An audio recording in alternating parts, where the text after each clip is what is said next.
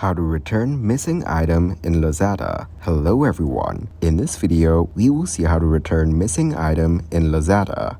Open the Lazada app on your mobile phone. Go to the account option at the bottom of the screen and tap on it. Tap on the View All Orders in the given My Order area. Here, you'll be able to see all your orders. Tap on the Settings option and it will provide you with different options. You have to tap on the Help option. It will show you different options in the Topics section.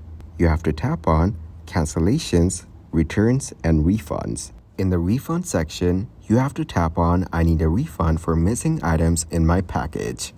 It will show you the steps to return. First, you have to click on View All Order. Then, check the type of item that you want to return. Click on the Return or Refund button. Click I want to return my item. Select missing accessory or freebie. Now, enter the refund amount. Provide photos or detailed explanation.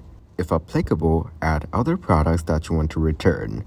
After that, click Next. Review your refund details and click Submit. Thank you guys for watching this video. Hope you got some value. Make sure to like the video and subscribe to the channel to get notified of new videos. See you in the next one.